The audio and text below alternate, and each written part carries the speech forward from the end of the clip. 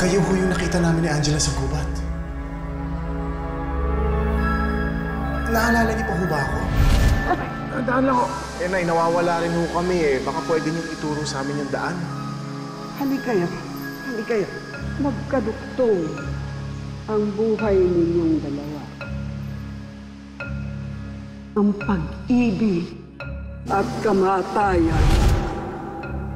Teka, anong ginagawa niyo rito? Matagal na akong nagmamasid sa inyong dalawa ni Angela. Naalala mo ba yung lola na nakilala natin sa Mount Canlaon? Oh, nandito ba siya? Nakita ko kasi siya kanina eh. Sinabihan niya ako na pwede ka raw mawala sa akin. Kay Angela lang ako kayo nagpapakita. Dahil sa kanya ko binigay ang pagkakataon upang umulit ang oras para makasama ka.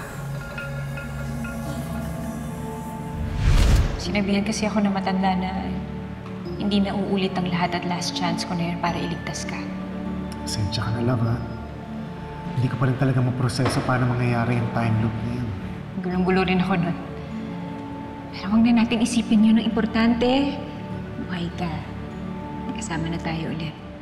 Pero paano mo nagawa yun? Paulit-ulit mo ako nakitang namamatay. Paano mo nakaya? Hindi ako bumitaw. Inisip ko na magkakasama ulit tayo. Sinabi ko sa sarili ko na hindi dito matatapos ang pagsasama nating dalawa. Kaya kahit gaano kahirap at gaano kasakit, tiniis ko lahat yun para sa'yo. Totoo nga yung time loop na sinasabi niya. Makinig ka. Magiging malala pa ang sitwasyon ninyong mag-asawa. Pero may pagkakataon ka para mabago ang lahat. Sandali ho, bibigyan niyo ba ako ng pagkakataon ibalik ang oras? Sakto po, kailangan namin yan ngayon. Mas kailangan yung paghanda ng matinding galit na magdudulot ng hinagpis sa inyong dalawa. May parating pa akong pagsubok. Sino ho ba yung galit sa amin?